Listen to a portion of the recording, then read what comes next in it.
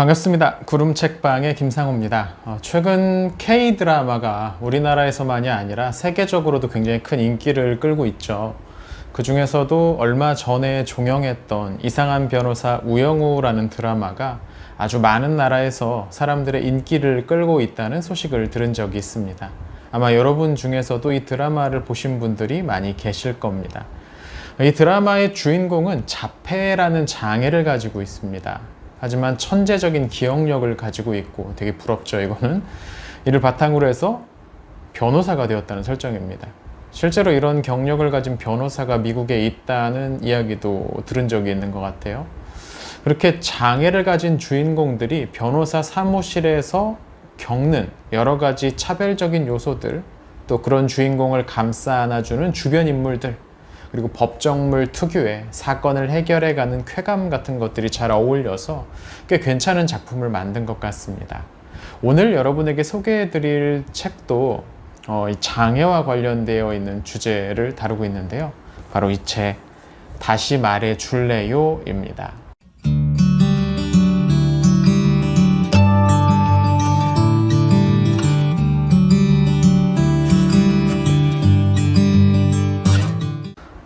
이 책의 작가의 이름은 황승택이라는 분인데요. 이 책보다 앞서서 또 한 권의 책을 이미 내셨다고 하네요. 아마 그 책도 에세이류의 책이었던 것 같은데요. 그 책은 3년 넘게 거의 4년 가까이 혈액암, 투병 생활을 했던 그 이야기를 에세이로 써내려갔다고 합니다. 이 책에서는 그런데 또 다른 어려움을 겪게 되죠. 바로 청각장애입니다. 처음에는 귀 쪽에 통증이 생겨서 이게 그냥 단순한 염증인가 했는데 갑자기 그 증세가 심해지면서 병원에 입원까지 합니다. 그리고 결국엔 청력을 상실했다는 진단을 받게 되는 거죠. 생각해보면 굉장히 암담한 상황이지 않았을까 싶습니다. 3년 9개월간의 그 항암 치료는 그 자체로도 몸이 굉장히 힘들었겠지만 기간도 너무 길거든요. 저도 아버지가 돌아가시기 전까지 한 3년 넘게 병원 생활을 하셔서 오랜 기간 동안 병원 생활을 한다는 게 어떤 건지, 그게 환자 본인에게도 또 그 가족들에게도 얼마나 힘든 일인지 조금은 알고 있는데, 이 책에서 주로 다뤄지지는 않은 내용이었지만 굉장히 고생했겠구나 하는 생각이 들었습니다. 그런데 그런 고생을 끝난 지 얼마 되지 않아서 갑자기 들을 수가 없게 되어버린 겁니다. 더구나 아직은 어린 두 딸아이를 기르고 있는 작가에게 이건 굉장히 충격적인 일이 아니었을까 싶습니다. 그래서 아이들의 목소리를 들을 수 없다는 건 굉장히 슬픈 일이었을 테니까요. 근데 그래도 다행인 것은 작가의 상태가 그렇게 나쁘지 않아서 적절한 외부 기계장치를 달면 어느 정도 청각을 회복할 수 있었다는 점이었습니다. 물론 그렇게 회복된 청력이 애초에 비해서는 썩 만족스럽지는 못했겠지만 그래도 조금은 희망이 생긴 거죠. 물론 여기에도 청력 회복의 시간은 필요해서 바로 안경 쓰듯이 기계를 끼울 수 있는 것은 아니었고, 지금 나타나고 있는 염증을 어느 정도 회복시킨 후에 내부의 기계 장치를 삽입하는 시술을 하고 다시 외부 장치를 연결하는 데까지 시간이 조금 필요했습니다. 그러니까 이 기간 동안은 작가는 정말 꼼짝 못하고 아무것도 들을 수 없는 시간들을 보내야만 했습니다. 청각 장애인이 된 거죠. 그렇게 세상의 소리를 들을 수 없게 되면서부터 우리 사회가 이 장애인들에 대해 얼마나 불편한 사회인가를 좀 더 명확하게 볼 수 있게 되었다고 작가는 말합니다. 이 책은 바로 그런 작가의 새로운 깨달음을 자신의 경험과 섞어서 쓴 에세이입니다. 어려운 내용은 아니라서 읽는데 그렇게 힘이 들진 않죠. 오랜 시간 동안 병원 생활을 했던 작가는 자연스럽게 현대의학이 가지고 있는 모순점 혹은 사각지대를 보게 됩니다. 그게 뭐였냐면, 다분히 현대의학은 환자의 증상을 완화시키거나 개선시키는 데 집중하고는 있는데 그 증상을 가지고 있는 환자 본인에 대해서는 소홀해지기 쉽다는 거죠. 책에는 이런 구절이 있습니다.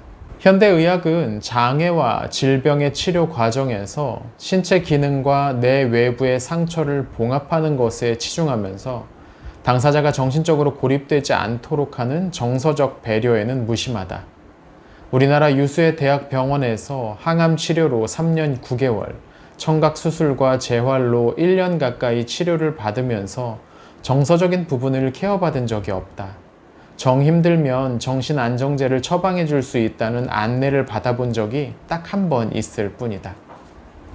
사실 지금 작가가 말하고 있는 이런 부분들은 병원 생활을 어느 정도 해본 분들이라면 누구나 공통적으로 느끼고 있는 사실일 겁니다. 특히 외래 진료가 아니고 입원 생활을 하다 보면 더 크게 느껴지곤 하죠. 물론 어느 정도 왜 이렇게 됐는지 이해가 되는 면은 있습니다. 환자를 간호해야 될 간호사 인력은 언제나 소수고 환자는 다수니까요. 그리고 의사의 수는 그보다 더 적죠. 그 많은 환자들의 다양한 요구들을 모두 민감하게 반응하면서 대응한다는 건 쉬운 일이 아닐 겁니다. 또 일부는 증세를 과장하기도 하고 또 무리한 요구를 하기도 할 테니까요. 근데 그래서 그런지 일부 의료인들의 경우 이 환자를 굉장히 사무적으로만 대한다라는 느낌을 받을 때가 있습니다. 특히 대학병원에 무슨 교수라는 사람들 중에 이런 경우들이 꽤 있어요. 어지간히 유명해가지고 뭐 수술 일정 예약만 몇 개월씩 잡혀있고 하는 유명한 분들. 근데 그렇게 유명한 분들한테 수술 받으려고 환자 측에서도 거금을 병원비로 내는 거는 마찬가지 아닙니까? 그리고 결국에 치료를 하려는 건 환자의 증상이 아니라 환자잖아요. 병을 치료했다고 하더라도 환자를 치유하지 못했다면 결국 그 의료 과정은 성공했다고 말하기는 어렵겠죠. 병원이 환자의 육체만이 아니라 마음도 관리받을 수 있는 곳이라면 그 치료 효과도 좀 더 높아지지 않을까라는 생각도 듭니다. 작가는 오랜 병원 치료 과정에서 어떤 소외감 비슷한 걸 느꼈던 것 같습니다. 그도 그럴 것이 오랫동안 병원 생활을 하면 찾아오는 사람도 점점 줄어들고 앞서 말했던 것처럼 환자 본인도 또 간호하는 가족들도 모두 지치게 되기 때문이죠. 소통이 점점 줄어들고 이런저런 오해들도 쌓여가게 됩니다.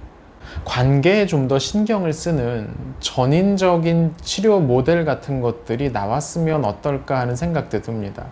저도 이 부분에선 잘 알지 못해서 어떤 식으로 연구가 진행되고 있는지는 모르겠지만 그리고 그런 치료가 이루어지려면 지금보다 의료 인력이 훨씬 더 많이 충당되어야만겠지만 근본적으로 사람을 대하는 일은 너무 사무적으로만 진행되지는 않았으면 좋겠다라는 생각이 듭니다. 이 책에는 들을 수 없게 되면서 여러 가지 불편함을 겪는 작가의 이야기가 그런 경험들이 많이 묘사되는데요. 이 부분을 읽으면서 문득 깨달은 점이 하나 있는데 청각장애는 보이지 않는다는 겁니다. 무슨 말이냐면 우리가 어딘가 지체장애를 가진 사람을 볼 경우 그분이 어떤 지체 장애를 갖고 있는지가 쉽게 눈에 띕니다. 목발을 짚고 있거나 휠체어를 타거나 그런 식으로 외적으로 보이는 면이 크죠. 시각장애의 경우도 흰색 지팡이를 지니거나 아니면 보행 보조견을 데리고 다니시는 분들도 계시니까 눈으로 보기에 딱 보입니다. 근데 청각장애는 그렇지 않습니다. 어떤 사람이 청각장애를 가지고 있는지는 직접 만나서 대화를 해보거나 하기 전까지는 쉽게 알 수가 없죠. 자세히 살펴보면 보청기와 비슷한 어떤 보조기기를 착용하고 있는 게 보일지도 모르겠지만 다른 장애와 비교할 정도는 아닙니다.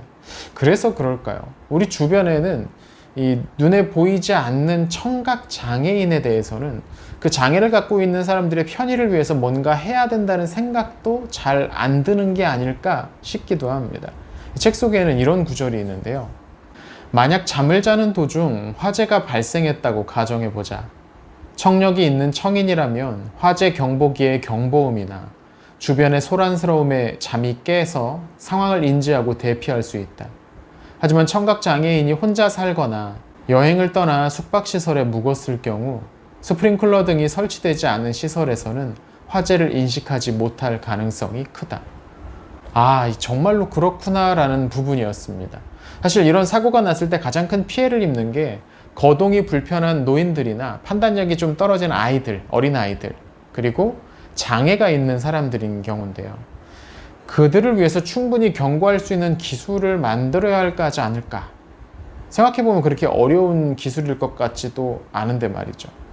그뿐은 아닙니다. 일상생활 속에서도 이 청각장애인들은 여러 가지 불편한 상황을 마주하게 되는데요. 어느 날 이 작가가 자신을 간호하시느라 고생하신 부모님을 위해서 안마의자를 하나 렌탈해 드리기로 하셨습니다. 근데 직접 매장을 방문하지 않고도 온라인으로 어지간한 건 다 할 수 있으니까 편했죠. 문제는 이 렌탈 계약을 하기 위해서 회사로부터 전화가 오면서부터였습니다. 이 렌탈 계약을 완료하기 위해서는 계약 당사자의 음성으로 동의 의사를 녹취해야 된다는 것이었죠. 그러니까 청각 장애를 갖고 있는 작가로서는 이건 굉장히 큰 난관이었습니다. 결국은 어떻게 했느냐? 스피커폰을 켜놓고 어머니가 옆에서 그 통화하는 목소리를 들으시고 수첩에 글로 적으셔서 보여주시면 그걸 보면서 이렇게 대답을 하는 형식으로 이 작업에 25분이나 걸렸다는 거죠. 법적인 분쟁에 대항하기 위해서 계약 의사를 정확하게 녹취해야 된다. 그러기 위해서 전화를 사용하는 이 작업이 어떤 사람에게는 굉장히 큰 어려움이 되었다는 겁니다. 이런 부분도 조금만 신경을 쓰면 충분히 커버가 될 것 같은 부분이죠. 그리고 또 하나 소개를 하자면 예능 프로그램의 자막에 관한 내용도 있습니다. 한때 몇 년 전인가요? 우리나라의 그 텔레비전 예능에 너무 많은 예능 자막이 사용된다는 걸 자막공해 뭐 이런 이름을 지어가지고 비판적인 시각으로 바라보는 사람들이 있었습니다. 근데 이 책의 작가는 그걸 전혀 다른 입장에서 그 이슈를 바라봅니다. 청각 장애인에게는 그런 약간은 과장되고 화려한 그 자막이 프로그램을 이해하는데 훨씬 더 큰 도움이 되더라는 거죠. 이건 한 번도 생각해보지 못했던 부분인데요. 그런 어떤 사람이 하는 비판이 어떤 사람에게 도움이 되는 일을 막는 그런 일일 수도 있구나라는 생각을 해보게 됩니다. 작가는 최대한 원래 하던 일로 빨리 복귀하려고 했다고 합니다. 앞서서 혈액암 투병하면서 오랜 기간 동안 휴직을 했기 때문에 또다시 청각장애 문제로 휴직을 오래 하는 게 스스로 불편했기 때문이죠. 회사에도 피해를 주는 것 같고 자신이 없는 기간 동안 조금 더 많은 역할을 해야 되는 동료에 대해서도 미안하다는 감정을 갖고 있었습니다. 물론 앞서 말한 것처럼 보조기구를 통해서 어느 정도 청각을 회복할 수 있었기 때문에 그런 결정을 했겠죠. 그런데 이전처럼 이 청각 기능이 완전히 회복된 게 아니었기 때문에 일상에 복귀한 후에도 이런저런 어려움들을 마주하게 됩니다. 조용한 사무실에서 나누는 대화 같은 경우는 집중해서 들으면 어느 정도 이해가 가능했는데 식당이나 카페 같은 데서 나오는 음악 소리와 섞여서 들리는 동료의 목소리는 좀처럼 구분되지 않았던 거죠. 그러니까 자연히 동료의 말을 이해하기 위해서 집중하는데 평소보다 많은 힘을 써야만 했습니다. 이건 외국을 나갔을 때 흔히 경험할 수 있는 일이죠. 저도 필리핀에 잠시 몇 달간 머물렀던 적이 있었는데 제가 영어에 익숙하지 않았으니까 상대가 하는 말을 이해하려고 정말 엄청나게 집중력을 끌어올렸더니 매일매일 굉장히 지쳤던 그런 경험을 했던 적이 있습니다. 몸까지 정말 피곤해지는 거죠. 그런데 작가는 그렇게 동료의 말을 이해하기 위해서 집중하는 것보다 더 힘들었던 건 다시 말해주겠냐고 부탁하는 일이었다고 말합니다. 이 간단한 말이 입속에서는 굉장히 빙빙 도는데 입 밖으로 잘 안 나오더라는 거죠.